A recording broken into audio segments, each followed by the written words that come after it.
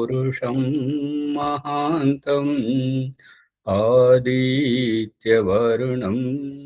तमसा परस्तात् तमेव विदित्वा अतिमृत्युमेति नान्यः पन्था विद्यते यनाय नान्यः पन्था विद्यते यनाय। ఓం శాంతి శాంతి శాంతి. ఓం సత్యార్థ ప్రకాశము అధ్యాత్మ సత్సంగానికి వచ్చేసినటువంటి వారందరికీ నమస్తే, స్వాగతం, సుస్వాగతం. ఓం నమస్కారం ఆచార్య, సర్వేభ్యో నమో నమః. పచ్చలమ్మ గారు ప్రశ్నిస్తున్నారు ఏంటంటే, నేను సరిగా చెప్తున్నానా లేదా అనేటువంటిది తెలుస్తలేదు అని అడుగుతున్నారు. దానికి ఈరోజు వారు చెప్తున్నటువంటిది ఏంటంటే, కనురెప్పలు కొట్టేటువంటిది మరియు మీ కాళ్ళు చేతులు ఇంద్రియాలు నడిపించేటువంటిది అనేటువంటిది దానికి ఒక చిన్న అది కథ. ఒక పిసినారి వ్యక్తి ఏంటంటే, మా ఇంటికి వస్తే ఏం తెస్తావు, మీ ఇంటికి వస్తే ఏమి ఇస్తావు అనే రకం. అతను చాలా ఇబ్బందులు పడి ఒక కారు కొన్నాడు. కారు కొంటే డ్రైవర్ను కూర్చుండబెట్టుకొని మొదటిసారి బయలుదేరితే అతను ఎడమ చేత్తో ఒక దానిని వెనుకకు ముందుకు ఊపుతా ఉన్నాడు. అది చూసి ఇతను ఓర్వలేకపోతున్నాడు. ఒక చోట ఆపి అడుగుతున్నాడు, అరే ఇదేం చేస్తున్నావురా అని చెప్పేసి నడిపే అతన్ని అడిగాడు. అయ్యా గేర్ మారుస్తున్నానయ్యా అని అన్నాడు. స్పీడ్ బ్రేకర్ వస్తే గేర్ మారుస్తున్నాడు. నీ దుంపదేగా, నా ముందట నువ్వు గేర్ మారుస్తున్నావు అంటే నేను లేనప్పుడు నా కారే మార్చేటట్టున్నావు కదా. అగో ఆ రకంగా అంటే అమ్మగారు గ్రహించాల్సింది ఏంటంటే, అంటే చెప్పడానికి ప్రయత్నిస్తున్నారు కానీ చెప్పలేకపోతున్నారు. కనురెప్ప కదిలేది ఎవరి వల్ల, నాలిక ఆడేది ఎవరి వల్ల, తినడానికి తాగడానికి నోరు తెరుచుకునేటువంటిది గొంతులో ఇది కదిలేది ఎవరి వల్ల, చేతి వేళ్ళు కదిలేది ఎవరి వల్ల, కాళ్ళు నడవడానికి వెనుకకు ముందుకు ఊపుతున్నది ఎవరి వల్ల, ఎవరు ఊపుతున్నారు, ఎవరి వల్ల కదులుతున్నాయి కాళ్ళు, ఎవరి వల్ల ఈ శ్వాస లోపలికి వెళ్ళి ప్రశ్వాస బయటకు వస్తుంది, ఎవరి వల్ల తేనుకులు వస్తున్నాయి, ఎవరి వల్ల ఈ యొక్క అపానవాయువు బయటకు వెళ్ళిపోతుంది, ఎవరి వల్ల లేస్తున్నాము, ఎవరి వల్ల పడుకుంటున్నాము, ఎవరి వల్ల దగ్గుతున్నాము, తుమ్ముతున్నాము. ఇది పసిగట్టాలి. అమ్మగారు గ్రహిస్తున్నారా? ధన్యవాదాలు. ఇంకా స్పష్టంగా రాగలిగితే బాగుంటుంది. ఇప్పుడు మనము జీవుడు మరియు ఈశ్వరుల యొక్క స్వరూప భేదంలో ఉన్నాము. సత్యార ప్రకాశము సప్తమ సముల్లాసము 164వ పుటలో క్రింద చూడండి, జీవేశ్వరుల స్వరూప భేదం. జీవేశ్వరుల స్వరూపములు గుణకర్మ స్వభావములు ఎలాంటివి? దానికి సమాధానం చెప్తున్నారు ఏంటంటే, ఇరువురు చేతన స్వరూపులు, ఇరువురి స్వభావము పవిత్రము, అవినాశి, ధార్మికత వంటివి యుక్తమునై ఉన్నది. పవిత్రము అవినాశి వరకు నిన్న చెప్పుకున్నాము. ఇవాళ ధార్మికత అంటే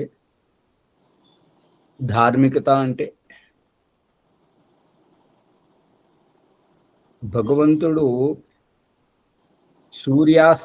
సూర్యునిలో విద్యమానమై ఋగ్వేదము 4వ మండలము 26వ సూక్తము ప్రథమ మంత్రంలో చెప్తున్నాడు ఏంటంటే, అహం మనుః అభవం సూర్యస్య కక్షాయాం ఋషిరశ్మి విప్రః. నేను సూర్యుని పరిధిలో ఉన్నాను అని చెప్తున్నాడు. నేను అక్కడ ఉన్నాను కాబట్టి మీరందరూ అక్కడికి చేరుకోవాలని మరొక మంత్రంలో చెప్తున్నాడు ఏంటంటే, ఉత్ భుజం తమసస్వరిస్వః పశ్యంత ఉత్తరం దేవం దేవత్రా సూర్యం అగన్మ జ్యోతిరుత్తమం. ఉత్తమ జ్యోతి స్వరూపుడైనటువంటి ఆ పరమేశ్వరుని మనం చేరుకోవాలి అని ఈ యొక్క వేద మంత్రంలో మనం సంధ్యోపాసన ఉపస్థానం చివరి మంత్రంలో ఈ మంత్రం చెప్పడం జరిగింది. కాబట్టి దాని అర్థాన్ని చాలా లోతుగా ఆలోచించాలి, విచారించాలి. సూర్యునిలో ఉన్నటువంటి ఆ పరమేశ్వరుడు అస్తమిస్తున్నటువంటి సూర్య స్వరూపాన్ని మనకు రాత్రి రూపంలో చూపించబోతున్నప్పుడు మధ్యరాత్రి వరకు వచ్చి అస్తమించబోతున్నటువంటి సాయంత్రం ఆరంభ దశలో, సూర్యుడు అస్తమించబోతున్నటువంటి ఆరంభ దశలో జీవనోపాధి గురించి బ్రతుకు తెరువు కోసం ఎక్కడెక్కడికో పరిగెత్తించినటువంటి ఆ పరమేశ్వరుడు ఇక చాలు వెనుకకు తిరిగి రండి అని చెప్పేసి 84 లక్షల జీవరాశులను వాటి నివాస గూటి స్థానానికి రప్పింపజేసి, రాజమణ్యమ్మ గారు దీన్ని సరిగా చెప్పలేకపోయారు నిన్న, మళ్ళీ వినండి. సూర్యునిలో ఉన్నటువంటి ఆ పరమేశ్వరుడు ఉదయించినప్పుడు గూటి నుంచి బయటకు పంపించినటువంటి లేచి లెమ్మని బయటకు జీవనోపాధి గురించి, బ్రతుకు తెరువు గురించి, ఆహార అన్నపానీయాల నిమిత్తముగా గూటి నుంచి బయటకు రప్పింపజేసిన ఆ పరమేశ్వరుడు ఈ సూర్యాస్తమయ సమయంలో ఇక చాలు వెనుదిరిగి రండి అని చెప్పేసి ఈ 84 లక్షల జీవరాశులను తమ గూటి నుంచి బయటకు వెలువడినటువంటి వాటిని మళ్ళీ తమ గూటిలోకి రండి అని చెప్పేసి సూర్యాస్తమయంతో గూటికి పిలిపించగానే వచ్చినటువంటి ఆ జీవరాశులు ఎక్కడికక్కడ విశ్రమిస్తున్నటువంటి వాటి దశను చూసి, రాజమణ్యమ్మ గారు పొరపాటు పడ్డది ఇక్కడే మీరు చెప్పే దాంట్లో, నిన్న చెప్తున్న దాంట్లో. పేదవాడు ఫుట్పాత్ మీద, రైతులు విద్యుత్తు కోసం వేచి చూస్తూ కరెంటు బావుల దగ్గర, ధనవంతులు అద్దాల మేడలో, మరియు నిరుపేదలు పూరి గుడిసెలో, భిక్షగాళ్ళు గుళ్ళ మేడల దగ్గర, మెట్ల దగ్గర, మరియు రైల్వే స్టేషన్ల ఆ మెట్ల దగ్గర ఎక్కడి వారు అక్కడే సొమ్మసిల్లి నిద్రపోతున్నటువంటి ఆ వైనంలో వీరిలా పడి ఉంటే నేను ఉండి ఏం ప్రయోజనం, నేనేమి చేయలేకపోతున్నానే అనేటువంటి భావజాలం మన పిండ సృష్టిలో చూపిస్తున్నటువంటి ఏంటి అంటే, నాటకీయంగా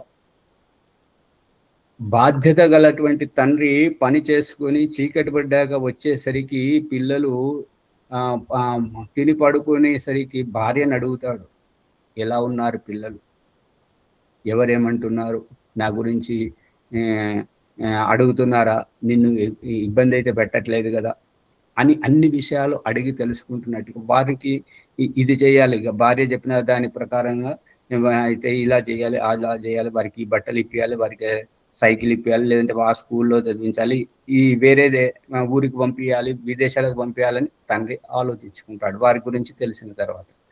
అదే విషయము ఈ ఇంటిలో మనం చూస్తున్నటువంటి ఈ రహస్యమే బ్రహ్మాండం లోపల అస్తమించినటువంటి సూర్యునిలో ఉన్నటువంటి ఆ పరమేశ్వరుడు ఈ 84 లక్షల జీవరాశుల్లో ఎక్కడి వారు అక్కడే సొమ్మసిల్లి అధమర్చి నిద్రపోతున్నటువంటి ఆ దృశ్యాన్ని చూసి వీరి గురించి ఏమైనా చెయ్యాలి, వీరిని ఉద్ధరించాలి, నేను చెయ్యలేకపోతే నేను ఉండి ఏం ప్రయోజనం, నాలో ఉన్నటువంటి ఈ శక్తి సామర్థ్యాల యొక్క ప్రయోజనం ఏంటి అని ఆలోచించి, తను మాయాస్వరూపుడు కాబట్టి తను మాయా వైవిధ్యంతో చేయడానికి ప్రయత్నిస్తుంటే దేహధారి అయినటువంటి ఈ జీవరాశులు ఆ పరమేశ్వరుని యొక్క ఉపకారాన్ని గ్రహించలేకుండడం చేత అప్పుడు పరమేశ్వరుడు తన పురుషార్థాన్ని గ్రహించలేని ఆ జీవరాశుల నిమిత్తకంగా వారు గ్రహించేటువంటిది వారి భాషలోనే చెప్పాలని. మళ్ళీ జాగ్రత్తగా వినండి, ఇది అందరినీ ఇబ్బంది పెడుతుంది, అర్థం కానటువంటిది. స్వర్గము నుంచి వైదొలిగినటువంటి జీవాత్మలు, స్వర్గం నుండి వైదొలిగినటువంటి జీవాత్మలు, పరమేశ్వరుని సాన్నిధ్యాన్ని కోల్పోయినటువంటి జీవాత్మలు వారి వారి కర్మ ఫలానుసారంగా ఏ ఖండములో, ఏ గ్రహములో, ఏ ఖండములో, ఏ ద్వీపములో, ఏ ఏ దేశములో, ఏ ప్రాంతములో, ఏ భాషలో ఉన్న వారందరి వద్దకు వదలకుండా తప్పిపోయిన పిల్లవాడిని వెతకడానికి తండ్రి ప్రయత్నిస్తున్నట్టుగా ఆ యొక్క జీవాత్మలను వెంటాడుతూ చావు పుట్టుకల పేరుతోటి పండుగలు, సంస్కారాలు, ఉత్సవాలు, వార్షికోత్సవాల సాకుతోటి పూజారిని, పురోహితుణ్ణి, ధర్మోపదేశకులను, గురువులను వారి చెంతకు దూతలుగా పంపి వారు ఏ భాష వారో ఆ భాషలో వారిని మెప్పించి ఇదిగో ఈ విధముగా యావత్ ప్రపంచమంతా నిద్ర సరిపోతలేదనే సాకుతోటి ఆ నిద్రమత్తులో ఉన్నటువంటి వాళ్ళ మధ్యలోంచి మీరు లేసొచ్చి ఈశ్వరుని గురించి తెలుసుకుంటున్నారు చూడు.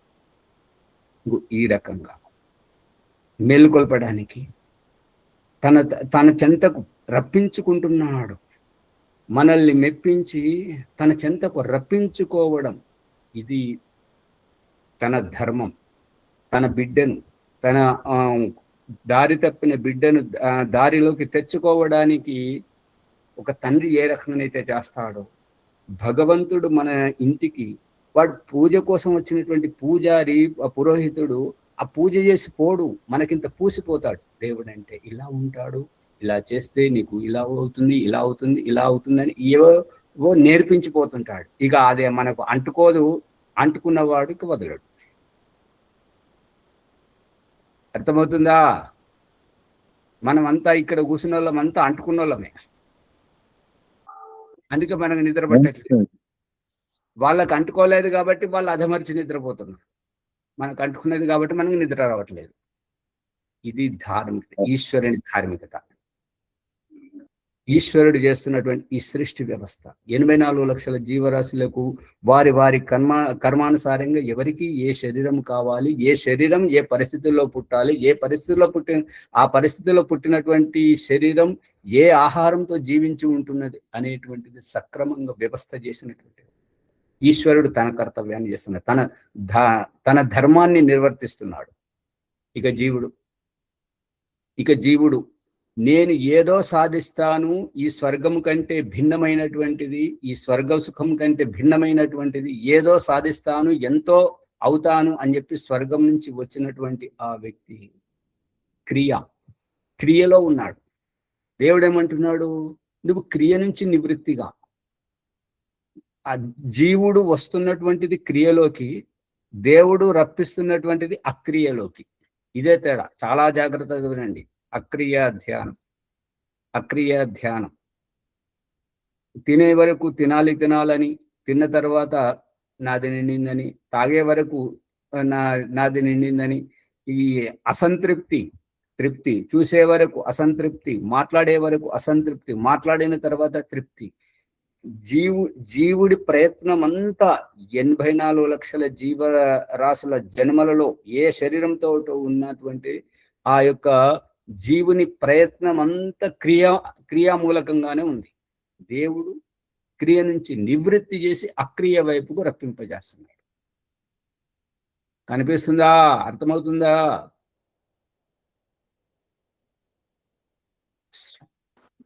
అర్థమవుతుంది ఆచార్జీ. నమస్తే. నువ్వు దేహాన్ని పట్టుకున్నావు, నువ్వు మనిషివని, నువ్వు క్రిమి కీటకానివని నువ్వేదైతే ప్రయత్నం చేస్తున్నావో నీ దేహంతోటి, నువ్వు దేహం వదిలిన తర్వాత ఈ దేహాతీతమైనటువంటి జీవన్ముక్తి అవస్థలో నువ్వు అక్రియంగా ఉండాలి, అక్రియ స్థితిలో ఉండాలి. అసంతృప్తితో నువ్వు క్రియ చేస్తున్నావు, నువ్వు తృప్తిగా అక్రియలో ఉండాలి. ఇంతే తేడా.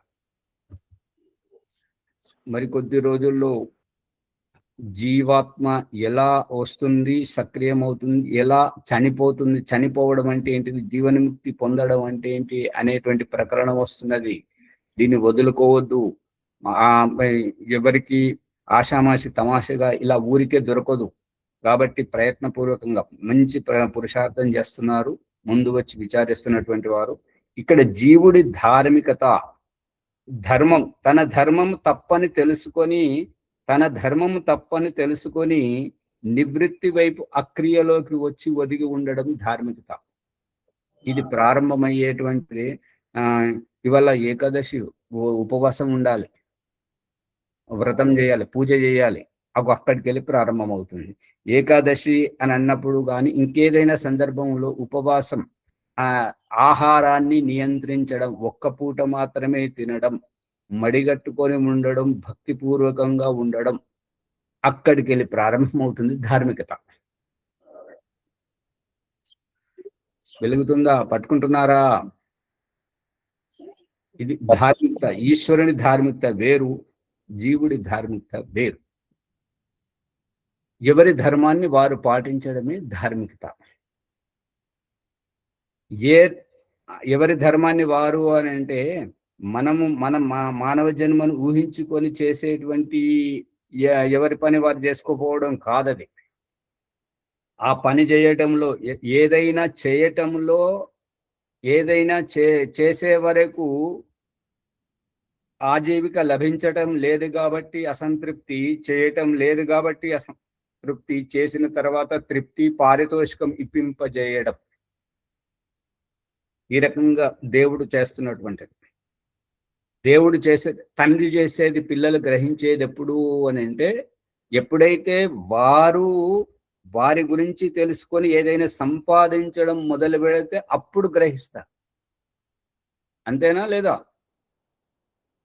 దేనికైనా ఊరికే చూస్తుంటారు మిట్ట అంతే ఆచార్యజీ, అంతే కదా తెలిసేది. అప్పటి వరకు ఉపయోగించుకోవటమే తెలుస్తుంది. అందుకని ఈశ్వరుడి యొక్క ఉపకారాన్ని గ్రహించేది ఎప్పుడు అంటే, ఎప్పుడైతే ఈశ్వరుడిని ఉనికిని గ్రహించడం, తాను చేస్తున్నది ఏంటి, తనకు సుఖ దుఃఖాలు ఏ రకంగా వస్తున్నాయి, తనకు ఇబ్బందులు ఎందుకు వస్తున్నాయి అని గ్రహించినప్పుడు ఈ రహస్యాన్ని అంతా పట్టుకుంటాడు. ఇది జీవితం, మా జన్మెత్తిన వంటి ఇవన్నీ వస్తూనే ఉంటాయి అని ఎప్పుడైతే సర్దుకొని పోతున్నాడో అంటే అవి ఆ పరిస్థితిలో అతనికి సరిపోలేదు అనేది అభిప్రాయం. ఎవరు మాట్లాడారు? ఊరికి కూర్చుంటారు. దేవుడా వీళ్ళకి అంటే పరిస్థితులు అంటే ఏంటి ఆచార్య? పరిస్థితులు అంటే కష్ట సుఖాలు. కష్ట సుఖాలే అనుకోండి. ఈ భార్యాభర్తలు, తండ్రి కొడుకులు, శత్రువు మిత్రువు, ఏదైనా కూడా మన చుట్టూ పరిస్థితులను తీసుకొచ్చి పెడుతున్నాడు కదా. ఈ పరిస్థితులు మన చుట్టూ ఎందుకున్నాయి, పలానా వారి చుట్టూ ఎందుకు లేవు అంటే, వారి దశ వేరు, మన దశ వేరు. ఎవరి సమస్యలు వారి చుట్టే ఉన్నాయి.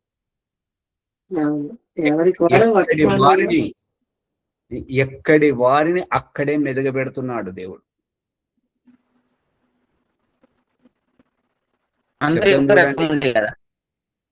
శబ్దం చూడండి, ఎక్కడి వారిని అక్కడే మెదగబెడుతున్నాడు, ఎవరిని వదలట్లేదు. ఓం ప్రకాష్ కు లేవా సమస్యలు? నరేంద్ర మోడీ గారికి లేవా సమస్యలు? ఎవరికి లేవు. ఎవరి స్థాయి సమస్యలు వాళ్ళకు ఉన్నాయి. అందరికి సమస్యలకు మూలమే జన్మము, అంతే. అవును, ఎంత చెట్టుకు అంత గాలి అంటారు కదా మామూలుగా. ఇప్పుడు చాలా జాగ్రత్తగా రాసుకుంటే రాసుకోండి, లేదంటే గుర్తుపెట్టుకోండి. అందరికంటే గొప్ప వ్యక్తి ఎవరయ్యా అని ఒక ప్రశ్న వేశారు. ప్రశ్న వేస్తే ఏంటంటే, ఏది చేయాలనుకున్నది చేయలేకపోతున్నాం, కళలన్నీ చెదిరిపోతున్నాయి, అయిన వాళ్ళంతా దూరం అయిపోతున్నారు, ఎవరు దగ్గరికి రానివ్వట్లేదు, శరీరము రోజో రకంగా ఇబ్బంది పడుతుంది, అయినా ఎవరైనా అడిగితే ఎలా ఉన్నావు, బాగున్నారు. వెలిగిందా లేదా? తృప్తి దశలో ఉన్నాడు. వెలిగిందా లేదా?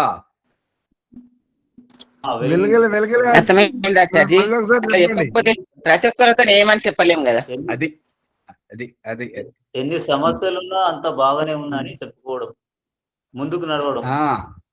ఇప్పుడు ప్రణవ్ ముని గారికి చెప్తున్నటువంటిది, ఇంకా మిగతా వారందరికీ విశేషంగా రాజమణిమ్మ గారు అంటున్నారు కదా, వెలితికుండా తొలుకుతుంటది ఎక్కువ, నిండుకుండా కదలదు. అంతే, ఇది అర్థమైతే అది అర్థమైనట్టే.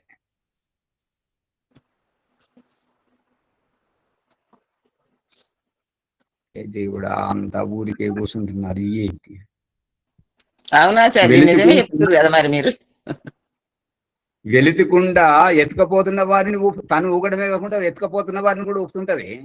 అవును, నిండుకుండా తను ఊగదు, తనని ఎత్తుకున్న వారిని కూడా జాగ్రత్తగా అడుగు వేయి, జాగ్రత్తగా ముందుకు వెళ్ళు అని జాగ్రత్తగా పడి చేస్తుంటారు. అంతే తేడా. అంటే దీని అభిప్రాయం ఏంటంటే, ఎవరైతే ఇదిగో ఇదిగో అని చెప్పుకుంటుంటారో అదంతా వారిలో పరిపూర్ణత, పరిపక్వత రానటువంటి వారని ఒకటి. ఇంకొకటి ఏంటంటే, ఇంకొక కోణం ఏంటంటే, చెప్పకపోతే ఎదుటి వారు గ్రహించేటట్టుగా లేరు. అది కూడా సమస్య. అందుకని ముందు మనం గ్రహిస్తే కదండి. ఉన్నట్టు కూడా తెలియపరచాలి కదా ఆచార్యజీ. వెలితిగా ఉన్నట్టు కూడా నలుగురికి తెలియపరచాల్సిన అవసరం వస్తుంది. ఇగో ఈ మూలం చూడండి, దీనికి చెప్తున్నాడు ఏంటంటే, ఇది తెలియజేయడానికే ఈ యొక్క కుటుంబ వ్యవస్థ, ఇది తెలియజేయడానికే గురు శిష్యుల వ్యవస్థ, తండ్రి కొడుకులు సంతానం వ్యవస్థ, శత్రువు మిత్రు స్వామి సేవకులు, ఇది వ్యవస్థ. ఎదిగిన బుద్ధి ఒకటి, ఎదిగినటువంటి అమాయకత్వం ఇంకొకటి. అందుకే ఇక్కడ సర్దుతున్నాడు. అందుకని ఈ ధార్మికత వంటి యుక్తమునై ఉన్నది. ఈ ధార్మికత అనేటువంటిది ఎక్కడి వారిని అక్కడే ఒదిగిస్తూ మెదిగిస్తున్నాడు.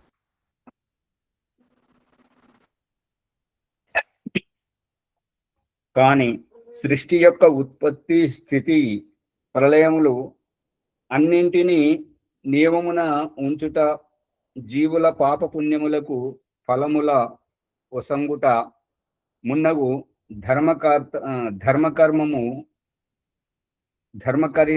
కర్మములు ఈశ్వరునివి. ఈ రకంగా చేయడం ఏంటంటే, సృష్టి చేయడం, ఇల్లు కట్టడము, ఇంటి పరిస్థితులను చక్కబరచడం, ఎప్పటికప్పుడు సరుకులు తేవడము, ఇల్లు నిర్వహించడం వంటిది సృష్టి. ఇది ఇంట్లో జరిగినటువంటిది. బ్రహ్మాండంలో భగవంతుడు సృష్టిని చేయడం, దాని ఉత్పత్తి, స్థితి అంటే సక్రమంగా పరిపాలన చేయడము, ఏ ప్రాణికి ఎటువంటి అవస్థలు ఉన్నాయో అవన్నీ అవసరాలు తీర్చడం, ప్రళయములు చివరికి ఈ దేహాలను భూమిలో విలీనమయ్యేటట్టుగా, మరియు ఈ యొక్క అండపిండ బ్రహ్మాండములు అణువణువున విడిపోయేటట్టుగా ప్రళయములు, అన్నింటినీ నియమమున ఉంచుతున్నటువంటి వాడు. మరియు జీవుల పాప పుణ్యములకు, ఇప్పుడు మంచి చేసిన వారిని రాముణ్ణి గొప్పవాడని, కంసుణ్ణి చెడ్డవాడని, రావణాసురుడు ఇటువంటి వాడని, దుశ్శాసనుడు అటువంటి వాడని, శకుని ఇటువంటి వాడని, ఈ యొక్క కర్మ ఫలాలు ఇస్తున్నటువంటి వాడు. ఈ కర్మములు ఈశ్వరునివి, ఈ రకంగా చేసేటువంటివి.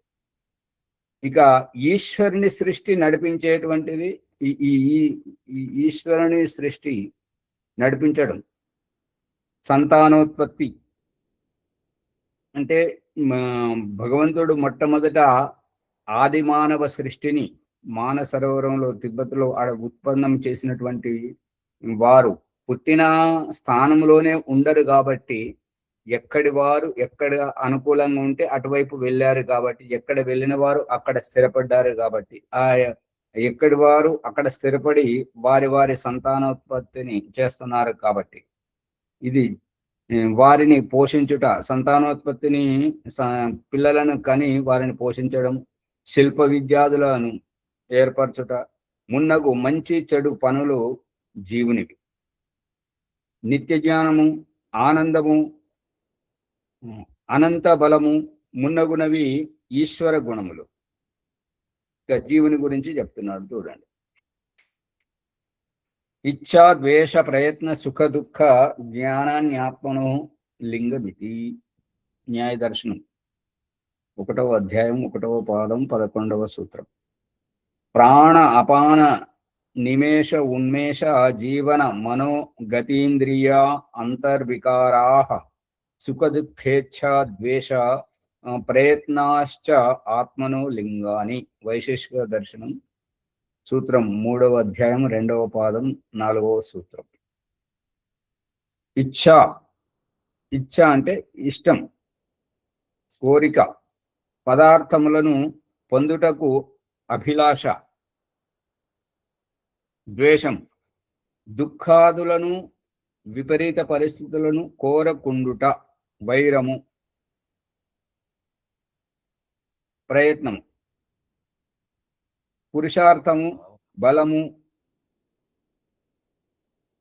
సుఖము, ఆనందము, దుఃఖము, విలాపము, అప్రసన్నత, జ్ఞానము, వివేకము, గుర్తించుట అనునవి న్యాయ వైశేషికములందు సమానములు. కానీ ఇవి జీవుని యొక్క గుణములే చెప్తున్నాడు. దేవుని గుణములను నిత్య జ్ఞానము, ఆనందము, అనంత బలము ఇవేమో ఈశ్వరుని గుణములు. ఇక జీవుని గుణములు చెప్తున్నాడు ఏంటంటే పదార్థం పట్ల అభిలాష అంటే పొందాలనేటువంటి కోరిక, ఇక ఏ పదార్థం వల్ల మనకు హాని జరుగుతుందో దాని పట్ల ద్వేషం, దాన్ని దూరం కొట్టడం, కోరకుండా ఉండడం, వైరం పెంచుకోవడం, ప్రయత్నం అంటే పురుషార్థం చేయడము, సామర్థ్యం ఉన్నది కాబట్టి ఆ బలాన్ని నిరూపించుకోవడం, సుఖము అంటే ఆనందము, దుఃఖము అంటే విలాపము, అప్రసన్నత, జ్ఞానము అంటే వివేకము, తెలివితేటలు, గుర్తించుట అనునవి న్యాయ వైశేషిక 2 దర్శనాలలో గౌతమ మహర్షి మరియు కనాద మహర్షి యొక్క అభిప్రాయాలు సమానములు. కానీ వైశేషికమునందు అంటే కనాద మహర్షి చెప్తున్నటువంటిది ఏంటంటే గౌతమ మహర్షి కంటే భిన్నమైనటువంటి అభిప్రాయం ఏం చెప్తున్నాడంటే ప్రాణము, ప్రాణవాయువును బయటకు వదులుట. లోపలికి వస్తేనే కదా బయటకు వదిలేది. లోపలికి పీల్చుకోవడం, బయటకు వదలడం. ప్రాణం ఇగో ఇక్కడ భిన్నమైనటువంటి అభిప్రాయం వచ్చింది, చాలా జాగ్రత్తగా వినండి. ప్రాణము అంటే ఇదివరకు మనం తెలుసుకున్నటువంటిది ఏంటంటే ప్రాణం అంటే శ్వాసను పీల్చుకోవడము. కానీ ఇక్కడ చెప్తున్నటువంటిది ఏంటంటే ప్రాణము అంటే ప్రాణవాయువును బయటకు వదులుట అని చెప్తున్నాడు. దాన్ని మనం ప్రశ్వాస అంటాం కదా. శ్వాసనేమో లోపలికి పీల్చుకోవడము, ప్రశ్వాసను బయటకు వదలడం. అపానము అంటే ప్రాణవాయువును వెలుపల నుండి లోనికి తీసుకొనుట. ఇగో ఈ భాష చూడండి. ప్రాణవాయువును వెలుపల నుండి కాదు, బయట నుండి అని ఉండాలి కదా. లోపలికి తీసుకోవాలంటే బయట నుండి లోపలికి తీసుకుంటారా, లోపల నుండి మీ దగ్గర వేరే సంస్కారం ఉన్నాయి కదా. బయట నుండి లోపలికి తీసుకోవడం, బయట నుండి అని ఉండాలి అంటే కదా. బయటేగా ఆచార్యజీ. మరి వెలుపల అన్నా బయటే అర్థం. అమ్మగారు పుస్తకం లేదా దగ్గర, ఏం భాష మాట్లాడుతుంది? ఇక్కడ ఏమంటున్నాడు అంటే అపానము అన్నదానికి అర్థం చెప్తున్నాడు. అపానం, అపాన వాయువు. కానీ ఇది కరెక్ట్ కాదు కదా ఆచార్యజీ. అదే మరి అది సరిగా చూడండి. రాజమనమ్మ గారు మీ దగ్గర ఎక్కడ ఉన్నది? అలాగే ఉందా? అపానం అంటే లోపలి బయటకు పంపించడం. అపానం ఇక్కడ వ్యతిరేకంగా ఉంది. కానీ ఉచ్ఛ్వాస నిశ్వాసలో ఇచ్చాడు. ఇక్కడ లేదా ఆచార్య నా దగ్గర, అక్కడ మా అమ్మాయి దగ్గర ఉంది, ఇక్కడ లేదు. సరే శ్రీనివాస్ చెప్పండి. వెలుపల నుండి ప్రాణవాయువును లోనికి పీల్చుకోవడం అని చెప్పించాడు ఆచార్య ఇక్కడ. మళ్ళీ అదే భాష. అపానము శబ్దానికి అర్థం చెప్తున్నాడు స్వామి. ఇప్పుడు మీరు అక్కడ రాసున్నది ఏంటంటే అపానం అని ఈజీ కొల్టు పెట్టాడు కదా, అంటే దాని అర్థం చెప్తున్నాడు. కానీ బ్రాకెట్లు ఇంకోటి కూడా పెట్టాడు ఆచార్యజీ, ఉచ్ఛ్వాస నిశ్వాసంలో అని. మరి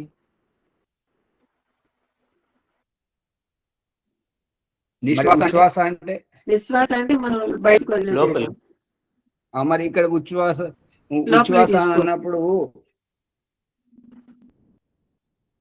బయట నుండి లోపలికి, బయట కానీ శబ్దం అర్థం. ఇది ఉచ్ఛ్వాస నిశ్వాసములు అనేటువంటిది గోపిదేవ్ గారు చెప్తున్నాడు బ్రాకెట్. కానీ ఇక్కడ ఇది వీరు చెప్పేది కూడా తప్పే. ఎందుకు అనంటే అపానము శబ్దానికి అర్థం తీసుకోవాలి కానీ, ఎందుకంటే ప్రాణము అపానం, ప్రాణం తర్వాత అపానం వస్తున్నది.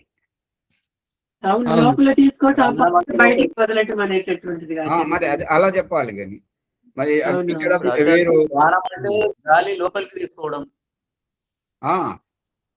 ముందు బయటకు తీయడం. ఒక్కరి తర్వాత ఒక్కరు అందరు మాట్లాడితే ఏమర్థమైంది? చెప్పండి, ఎవరో ఒకరు మాట్లాడదు. అమ్మగారు, సువర్చలమ్మ గారు, మీరు కానివ్వండి తొందరగా. అదే అంతకుముందు అపానము అంటే ఇంకొక అర్థం కూడా దర్శనాల్లోనే ఎక్కడోసారి చెప్పాడు.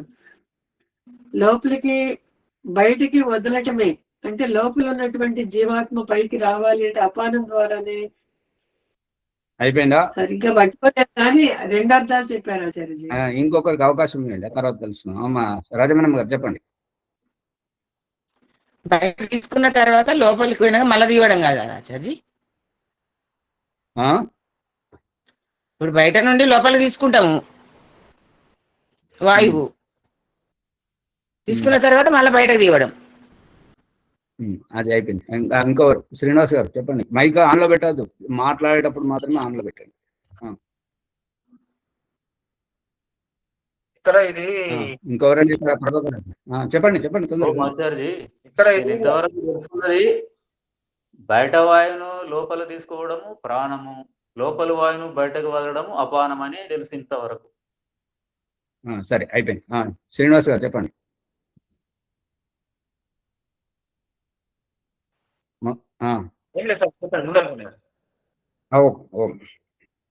అమ్మగారు, సువర్చలమ్మ గారు, ప్రాణాయామం ఉద్గీత ప్రాణంలో చెప్తున్నటువంటిది పైకి వచ్చేటువంటిది ప్రాణం, ప్రాణాలను వదలడం, చనిపోవడం యొక్క ఉద్దేశం ప్రాణాలను దేహత్యాగం చేయడం.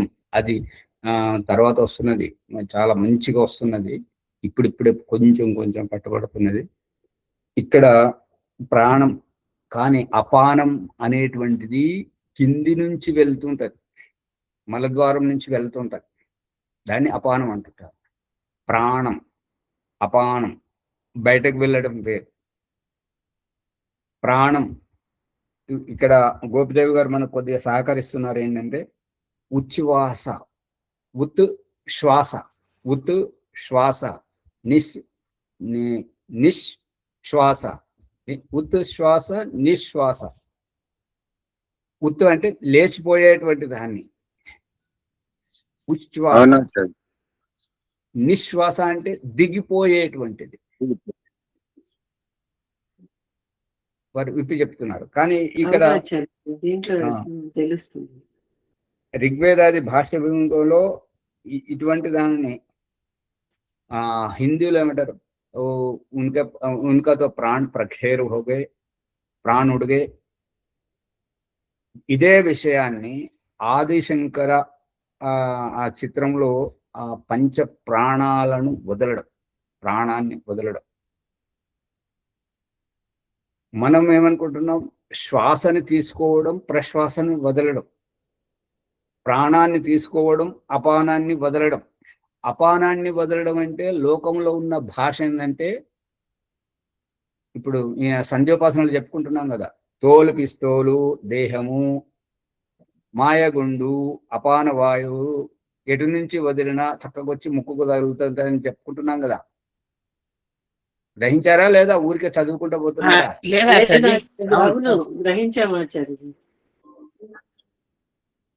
అందుకని ఇక్కడ ఏం జరుగుతుందంటే ప్రాణాలను వదలడం, ప్రాణాలను. దయానంద సరస్వతి ఎట్లా ఊపి దించుతున్నాడు సిద్ధాంతాన్ని అని అంటే, ప్రాణం అంటే అదే పట్టుకోకు, ఇది కూడా ప్రాణమే. దేహం వదిలేటప్పుడు ఈ ప్రాణాలు పోయేటప్పుడు మనం ప్రాణం అంటే బయటకు వెళ్ళే ప్రాణము ప్రాణం అని చెప్పేసి బయటకు వెళ్ళి వచ్చేదే కాదు, లోపలికి వెళ్ళి పోయేది కూడా ప్రాణమే అనేటువంటి ఆ విషయం వైపు మన దృష్టి మళ్ళిస్తున్నాడు. కానీ రెండు వైపులా ఆ శక్తి కోల్పోయినాక బయటకు వెళ్ళేది కూడా ప్రాణమే.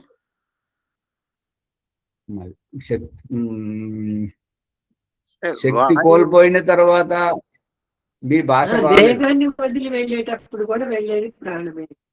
అమ్మగారు మధ్యలో రావడం, వారికి అవకాశం ఇచ్చాం కదా. భీమరావు గారు చెప్పండి. ఆచార్య, వాయువులో ఉండే శక్తి కోల్పోయిన తర్వాత వెళ్ళిపోయేది కూడా ప్రాణమే. భాష బాగాలేదు, సవరించండి. ఇంకా శ్రీనివాస్ గారు మైక్ బంద్ చేయండి. నాకు అంతే అర్థమవుతుంది ఆచార్య. ఇంకా అంటే ప్రాణము అంటే మనం తీసుకుంటాం కదా వాయువును. ఇప్పుడు మైకులు ఆన్లో పెట్టి వాళ్ళని నేను తీసేస్తాను, గ్రూప్ నుంచి వెళ్ళిపోతారు. ఎందుకంటే రహస్యంగా మా విషయం వస్తుంది కాబట్టి మైక్ ఆన్లో పెడితే కుయ్యి అనేది వస్తుంది. యూట్యూబ్ లో వాళ్ళకి ఇబ్బంది కలుగుతుంది. వాళ్ళు ఏమంటారంటే వాళ్ళని నియంత్రిస్తలేడు, వాళ్ళు మైక్ ఆన్లో పెట్టుకొని ఉంటున్నారని.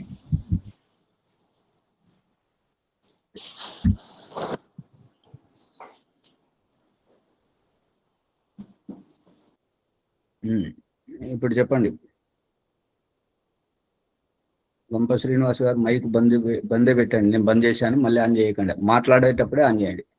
ఇంకో భీమరావు గారు అయిపోయిందా మీది? అయిపోయింది ఆచార్య. మైక్ బంద్ చేయండి. శ్రీనాథ్ ప్రభాకర్ గారు చెప్పండి. అంటే ఇక్కడ అర్థం ఏమొస్తుందో ఆచార్యజీ, వదిలేది ప్రాణమే, తీసుకునేది ప్రాణమే, రెండు ప్రాణమే అనేది అర్థమవుతుంది. మళ్ళీ అది తప్పు కదా. భీమరావు గారు అంత స్పష్టంగా చెప్తున్నా వారి అభిప్రాయము ఇంకా స్పష్టంగా కాలేదు. మీ ప్రశ్నకు వారు సమాధానం చెప్తున్నారు. ఇప్పుడు ఎప్పుడైతే నిస్సత్తుగా దేహం నుంచి జీవాత్మ వెళ్ళిపోయేటప్పుడు శక్తిహీనంగా కావడానికి పతంజలి మహర్షి చెప్తున్నటువంటిది ఏంటంటే, కంటకూపేక్ష పిపాస నివృత్తి, ఆకలి దప్పికలను నియంత్రించుకోవడం దేహములో కేవలం నిమిత్త మాత్రకంగా ఉన్నప్పుడు అక్కడ జీవాత్మ ఇక ఎప్పుడైనా ఎగిరిపోవచ్చు, ఎప్పుడైనా దాటిపోవచ్చు, గడప దాటిపోవచ్చు. అటువంటి స్థితి. అది శక్తిహీనం. భీమరావు గారి ద్వారా స్పష్టం కానటువంటిది ఏంటంటే శక్తిహీనం. శక్తి ఏంటి? వాయువు శక్తి. వాయువులో శక్తి ఉన్నది, కానీ ఆ శక్తి వాయువు రూపంలో వినియోగించడం దానికి వర్తిస్తుంటది. కానీ ఇక్కడ మన దేహంలో ఉండేటువంటి ప్రాణ శక్తి జీవాత్మ వశంలో ఉంటుంటది. భీమరావు గారు గ్రహించాలి, జీవాత్మ వశంలో ఉంటుంది. ఈ శ్వాసను లోపలికి గుంజుకునేటువంటిది, ప్రశ్వాసను బయటకు ఊదేటువంటిది ఈ శక్తి జీవాత్మలో ఉంది. ఓం ఆచార్యజీ, ధన్యవాదాలు. ఇక్కడ అపానం అనే దానికి మరి ఉచ్ఛ్వాస నిశ్వాసంలను రెండు తెలుపుతున్నాడు. ఉండండి, ఇంకా అది స్పష్టంగా అది సూర్యప్రకాష్ గారు ఏదో చెప్పబోతున్నారు, చెప్పండి.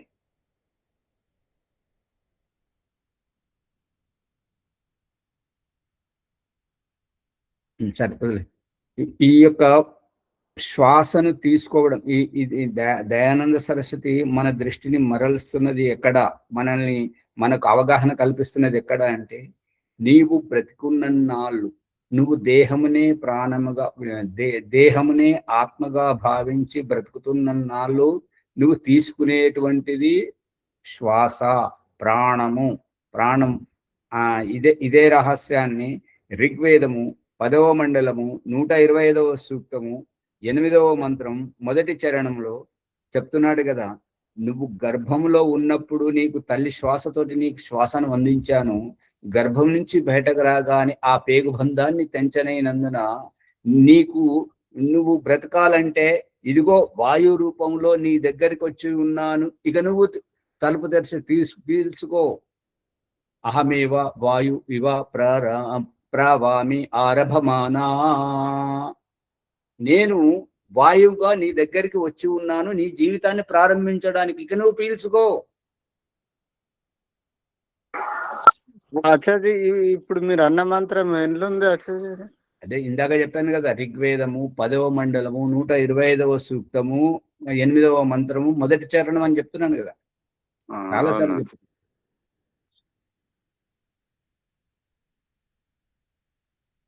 అందుకని మరి సమయమేమో పరిగెడుతుంది, ముందు వస్తలేదు. తర్వాత ముందు వచ్చి మంచిగా పూర్వాభ్యాసంలో పాల్గొనండి, చాలా లోతైనటువంటి విషయం వస్తున్నది. దానివల్ల చాలా ఇప్పుడు ప్రాణంలో ఉన్నది శక్తి వేరు, బయట శక్తి వేరు ఆచార్య. మా ముని గారు, మా బైక్ బంద్ చేయండి, ప్రణవ్ ముని గారు. చెప్పండి అమ్మా. ఇప్పుడు జీవాత్మలో ఉన్న శక్తి వేరు, బయట ఉన్న శక్తి వేరా? బయట వాయువులో ఉన్న శక్తి వేరా? వాయు స్థితిలో ఉండి చెట్లను ఊపుతున్నది కదా అమ్మగారు, మేఘాలను తరుముకుపోతున్నది, తీసుకొస్తున్నది, అది చేసేది వాయు శక్తి, అది వేరు. ఈ దేహంలో ఉండేటువంటి దానికి జీవాత్మనే కదా లోపలికి గుంజుకునేది ఎవరు? వాయువును. జీవాత్మనే. లోపల నుంచి బయటకు తరిమేది ఎవరు? జీవాత్మనే. మరి ఇప్పుడు కనురెప్పలు కొట్టడానికి దాన్ని ఆడిస్తున్నది ఎవరు? చేతిని, ఈ చేతి వేళ్ళను ఆడించేటువంటిది, కాలను లేపి నడిపించేటువంటిది ఎవరు? జీవాత్మనే. అది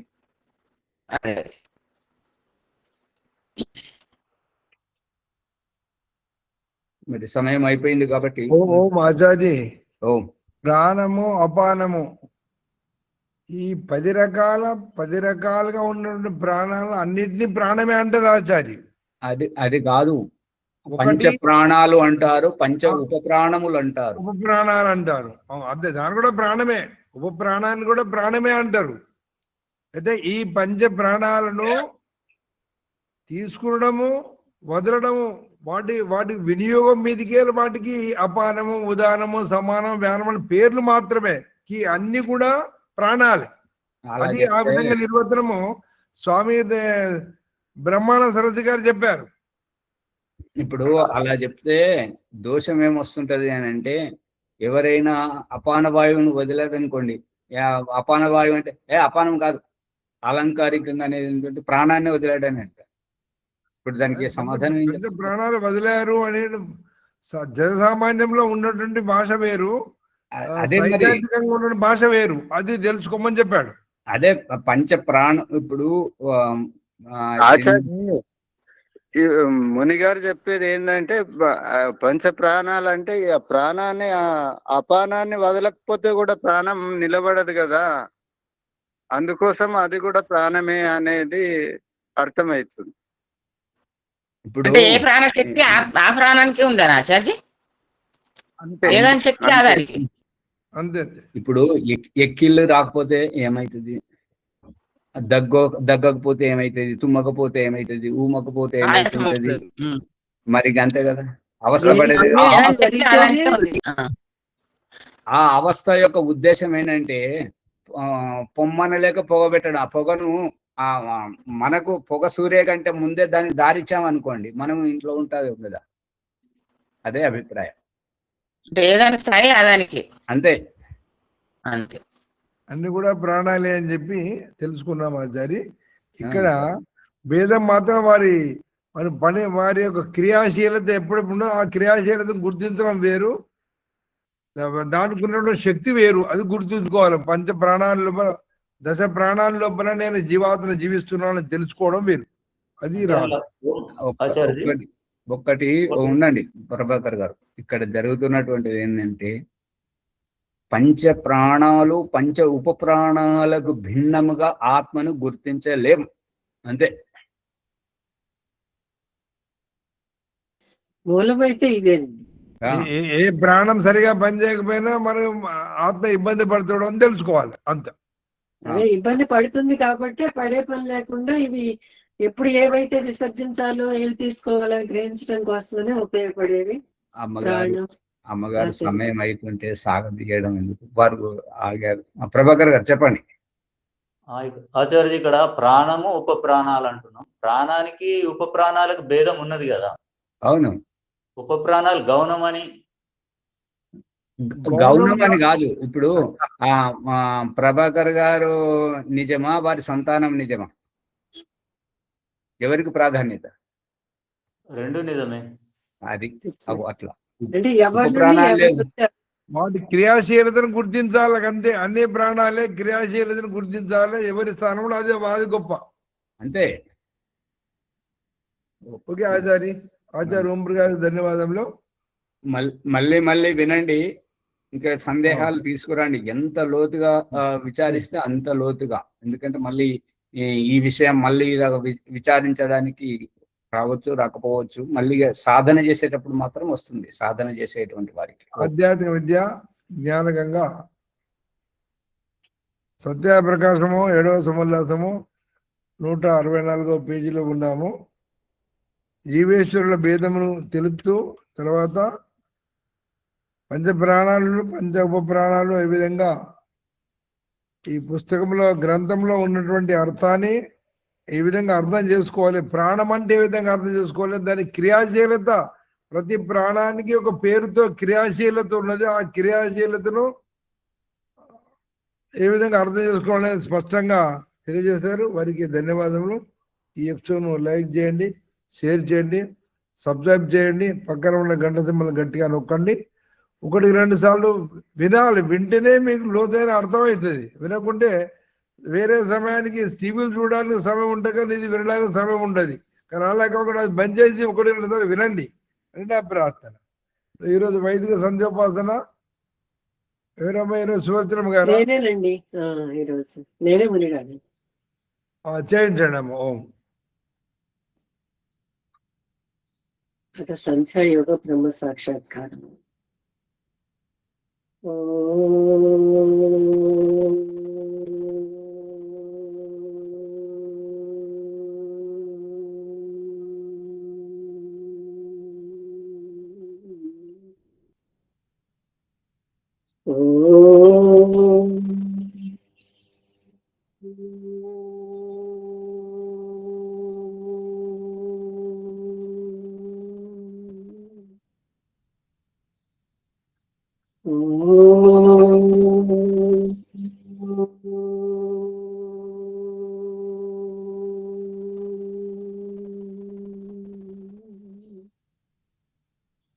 పుట్టబోయే శిశు యొక్క ఆత్మభావం. ఓం అమృతోపస్తరణమసి స్వాహ. ఓం అమృతాపిధానమసి స్వాహ. ఓం సత్యం యస్య శ్రీర్మయి శ్రీకి శ్రేతాం స్వాహ. రాచంద్రం. ఓం సెన్నో దేవి రవిష్టయ పాపో భవంతు పీతయే సంయోరభిస్రవంతు నః. అద ఇంద్రియ స్పర్శ మంత్రాః. ఓం వాక్కు వాక్కు. ఓం ప్రాణః ప్రాణః. ఓం చక్షు చక్షుః. ఓం శ్రోత్రం శ్రోత్రం. ఓం నాభిః. ఓం హృదయం. ఓం కంఠః. ఓం శిరః. ఓం బాహుభ్యాం యశోబలం. ఓం కరతల కరపృష్ఠే. అదమార్జన మంత్రం. శిశు యొక్క అభ్యర్థన, పరమేశ్వర సందేశం. ఓం భూః పునాతు శిరసి. ఓం భువః పునాతు నేత్రయోః. ఓం స్వ పునాతు కంఠే. ఓం మః పునాతు హృదయే. ఓం జనః పునాతు నాభ్యాం. ఓం తపః పునాతు పాదయోః. ఓం సత్యం పునాతు పునఃస్థిరసి. ఓం సత్యం దగ్గర జీవాత్మ అంటున్నాను. పరమేశ్వరుడు ఎక్కడున్నావు అంటే నేను సూర్యుని ప్రకాశింపజేసేది, సూర్యుని ప్రకాశిస్తున్న ప్రకాశం నేనేనని చెప్తున్నాడు పరమేశ్వరుడు. అప్పుడు అడుగుతున్నాడు జీవాత్మ, ఓ జ్ఞాన స్వరూప, ప్రకాశం కనిపిస్తుంది కానీ నువ్వు కనిపించట్లేదు, ఎక్కడున్నావు స్వామి అని. సూర్యుని ప్రకాశింపజేస్తుంది, ప్రకాశిస్తుంది, ప్రకాశముని నేనే. నశక్తితే వర్ణయేదం గిరా తదా స్వయం తదంతఃకరణేన గృహ్యతే. జీవాత్మ ప్రార్థన. ఓం ఖం బ్రహ్మ. ఓ సర్వవ్యాపక పరమేశ్వర, ఈశ్వర సందేశం. పునాతు సర్వత్ర. ఈ సంకుచిత శారీరక పింజరం నుండి అధిగమించి ఆకాశం వల్ల అంతటా వ్యాపించి ఉన్న ఆ ఈశ్వరాన్ని గోతిని పొందటం. అంటే పరమేశ్వరుని జీవాత్మ తాను దాని పైకి వచ్చి పరమేశ్వరుని గుర్తించడం అన్నమాట. దేహం నుండి బయటకు వచ్చి దేహాన్ని చూడటం. అష్ట చక్రముల ప్రమాణం. అష్ట చక్ర నవద్వార దేవానాం పూర్యోధ్య తస్యాం కిరణే కోసే స్వర్గో జ్యోతిషావృత. 8 చక్రాలు 9 రంధ్రాల ఇంద్రియాల అయోధ్య అంటే యుద్ధం చేయదగిన పురం. అందులో స్వర్గం అనే స్వర్ణమయ ఆవాసం జ్యోతితో ఆవరించింది. 7 అంతస్తుల అంతర్యాత్ర. ఓం భూ సహస్రార చక్రం. ప్రాణధారణ అంటే జీవం పోసుకోవటం. ఓం భూవ ఆజ్ఞా చక్రం. త్యాగభావంతో దుఃఖ విముక్తిని పొందటం. ఓం స్వహ విశుద్ధి చక్రం. అనాసక్త ఆత్మసుఖ స్వరూపావస్థ. ఓం జన మణిపూరి చక్రం. అమృతస్య నాభిహి. ప్రసవంలో శిశువు తెచ్చుకున్న పేగుబంధం వలె ఆ పరమాత్మతో ఈ ఆధ్యాత్మిక సాధన జీవాత్మ గల అవినాభావ సంబంధమని జానే ప్రాదుర్భావ జనక నాభి యొక్క అభిప్రాయం. ఓం తప స్వాదిష్టాన చక్రం. దేహం కింది వైపు నుండి కనపడిన ఆత్మను పైపైకి పొగలు వ్యవహారికంగా చూపటం. అంటే తోలు పిస్తోలతో మాయాగుండెలు పెంచి ముక్కుకు వాసన దేశ ఆత్మకు తెలియజేయటం గమనార్థం. ఓం సత్యం. మూలాధార చక్రం. సత్యం జ్ఞానం అనంతం బ్రహ్మ. అంటే జ్ఞానము సత్యము బ్రహ్మ అనంతము. శరీరరహిత ముక్త జీవాత్మ బ్రహ్మ పరమాత్మలో ఉంటుంది. ఆ ముక్తాత్మకు ప్రాపంచిక సుఖ దుఃఖముల స్పర్శ సంపర్క అభావంలో ఆనందమగ్నమై ఉండేది. ఈ విధంగా యథా పంచావతిష్టంటే జ్ఞానాన్ని మనసా సహా బుద్ధిస్థిర విశేషతే తమాకు కర్మంగతి కఠోపనిషత్తులు. శుద్ధ మనసుతో పాటు పంచేంద్రియాలు ప్రాణం జీవితంతో ఉంటాయి. అంటే మనం జీవించి ఉన్నప్పుడే ఆ పరమేశ్వరుని గుర్తించడం అనేది. మరియు బుద్ధి అంటే ప్రారంభం పరచుకునబడిన ఆత్మ నిర్మలం స్థిరచిత్తంతో ఉంటుంది. దీన్నే పరిమితి అనగా మోక్షం అంటాము. ఇది సంచోపాసన ప్రాథమిక శ్వాస. అది సంచోపాసన ద్వితీయోచ్ఛ్వాస. నిన్న ప్రారంభించిన సంచోపాసన సఫలమైన వాడు ఉపయుక్త పురుషార్థంలో తరించిపోయారు. కాబట్టి ఈ అకమర్షణ పాప నివృత్తి తాపత్రయం వారిది కాదు. అందులో అసఫలమై ఇక మీదట సఫలం అవ్వాలనే వారి తాసపనాట. మరి ఎప్పుడో వెళ్ళిన వారైతే బ్రహ్మలోకే పరాంతకాలే పరామృత వారి ఉచ్యంతి సర్వే ముందుకోపనిషత్తు. బ్రహ్మానందాన్ని ఉపయోగించి మహాకల్పము తరువాత పునః ముక్తి సుఖాన్ని ఏవగించి పునరాగమనం. ఆగమర్షణ మంత్రం 10వ మండలంలో 190 సూత్రంలో చివరి సంకేతంలో చెప్తున్నాడు పరమేశ్వరుడు. ఎందుకంటే జీవితంలో తప్పు చేసేవారు దుఃఖ జన్మ ప్రవృత్తి దోష విద్య అజ్ఞానంతో అసంతృప్తితో దిగజారి అంటే జీవాత్మ ఇక దిగజారటం అయిపోయింది. ఇంకెంతకంటే దిగజారటానికి అవకాశం లేదు. ఎలా దిగజారింది అంటే భౌతిక స్థలం నుండి దిగజారటం, దుఃఖ నివృత్తిని బట్టి పాప నివృత్తి, స్వార్థ సుఖాన్ని బట్టి కుట్ర కుతంత్రాలు, ఆధ్యాత్మిక జ్ఞానంలో అడగపట్టడం, జన్మని కొలవృత్తి ఏకీభావం, అట్టడుగు వర్గాన ఆత్మకోద్దాన నిర్లక్ష్యం. ఇవన్నీ అశ్రద్ధ వల్ల దిగజారిపోవటం వల్ల ఇక దిగజారటికి అవకాశం లేని అట్టడుగు స్థాయి నుండి ఆత్మకోత్తాలను గావించుకొని జీవన్ముక్తి అవస్థకు సంప్రాప్తించుకోవటం మన యొక్క జీవితం యొక్క సార్థకత అన్నమాట. ఇదే ఆర్య సమాజ సంస్థాపక ఆధ్యాత్మిక గురువు మహర్షి దేవదయానంద సరస్వతి సంధ్యాపాసన ద్వారా మనిషి మాత్రులందరూ ప్రసాదించిన దివ్య సందేశం. అనగా ఇంతవరకు నేను సాయంకాలము సంధ్యోపాసన ఇప్పుడు ఈ విధంగా ఇలా పూర్తయింది.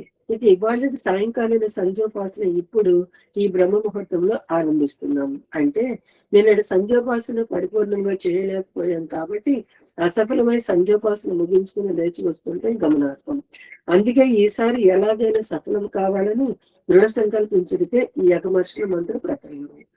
ఓం రితం చ సత్యం చ భీత తపసో చ జాయత ततो रात्र जायत ततः समुद्रोर्नवः समुद्रादर्णवादधि संवत्सरो अजायत अहोरात्राणि विदधद्विश्वस्य मिषतो वसि ॐ सूर्या चन्द्रमसौ धाता यदा पूर्वमकल्पयत् दिवं च पृथिवीं च अन्तरिक्षमतो स्वः ॐ सेन्नो देवी रविष्टया आपो भवन्तु पीतये संयोरविस्रवन्तु नः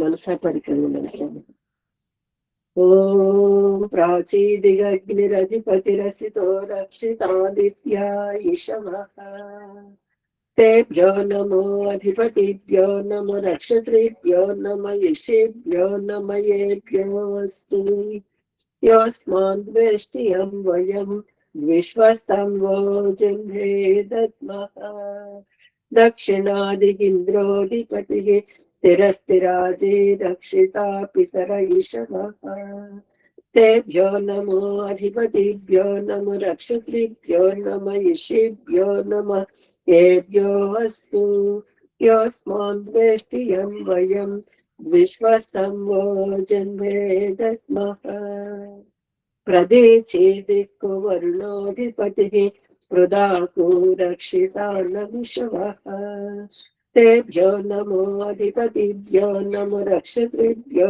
नमो यशेभ्यो नमः येभ्यो अस्तु योऽस्मान् द्वेष्टियं वयं विश्वस्तं वो जन्मे दद्मः उदीचेदिक्कु सोमोऽधिपतिः स्वजो रक्षिता शनिरिषवः तेभ्यो नमो अधिपतिभ्यो नमो नक्षत्रेभ्यो नमो यशेभ्यो नमः तेभ्यो अस्तु योऽस्मान् द्वेष्टियं वयं विश्वस्तं वो जन्मे दद्मः ध्रुवादिक्कु विष्णुरधिपतिः कल्माषग्रीवो रक्षिता वीरुरैषवः तेभ्यो नमो अधिपतिभ्यो नमो नक्षत्रेभ्यो नमः ऋषेभ्यो नमः येभ्यो अस्तु योऽस्मान् द्वेष्टियं वयं विश्वस्तं वो जन्मे दद्मः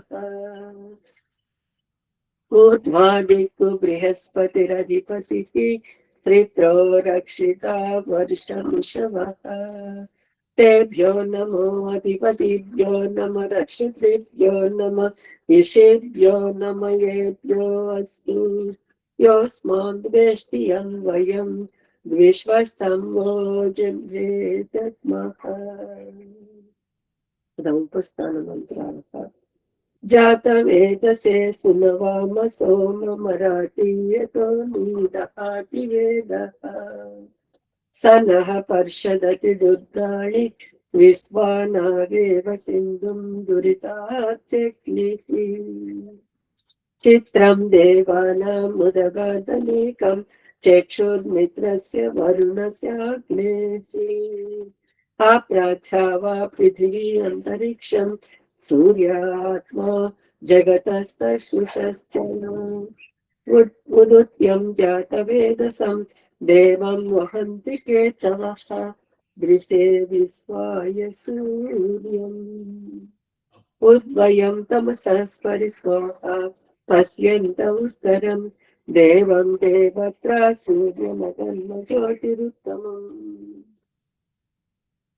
तच्चक्षुर्देवहितं पुरस्तात् शुक्रमुच्चरत् तस्येम शरदास्यतं जीवेम शरदास्यतं ऋणियाम शरदास्यतं प्रब्रवाम शरदास्यतं अधीनाहत्याम शरदास्यतं भूयस्व शरदास्यताम् ఓం శన్నో దేవీరధిష్టయ आपो भवन्तु पीतये संयोरविश्रवन्तु नः ॐ भूर्भुवस्वः तत्सवितुर्वरेण्यं भर्गो देवस्य धीमहि धियो यो नः प्रचोदयात्। జగదీశ్వర దయానిధి మీ అనంత కృప వలన మేము చేస్తున్న జప ఉపాసనాది కర్మముల మూలమున ధర్మ అర్థ కామ మోక్షం నుండి చెట్టు మీద పురుషార్థముల సిద్ధిని ఈ జన్మ ఎందే సంప్రాప్తించుకున్నట్లు అనుగ్రహించుగాక. ఓం నమ శంభవాయ చ మయసవాయ చ నమ శంకరాయ చ మయస్కరాయ చ నమ శివాయ చ శివతరాయ చ. ఓం శన్నో దేవీరధిష్టయ आपो भवन्तु पीतये संयोरविश्रवन्तु नः ब्रह्मयज्ञं समाप्तम्। ఓం శాంతి శాంతి శాంతి. ధన్యవాదాలు ఆచార్య. शांति पाठ करूँ आचार्य। ओम दिव्य शांतिरंतरिक्षम शांति पृथ्वी शांति आपा शांति औषधे शांति वनस्पते शांतिर्विश्वे देवा शांति ब्रह्म शांति सर्वं शांति शांतिरेव शांति सामा शांतिरेधि। ओम शांति शांति शांति. नमस्ते आचार्य. त्रिविब्रह्म अंदर नमस्कार. ఓం నమస్తే ఆచార్య. సర్వేభ్యో నమో నమః. ఓం నమస్తే ఆచార్య. సర్వేభ్యో నమః. రేపటి వైదిక సంధ్య వరలక్ష్మమ్మ గారు మనసా పరిక్రమం యొక్క అర్థ సహితంగా చేయించగలరు. వారు లేరు.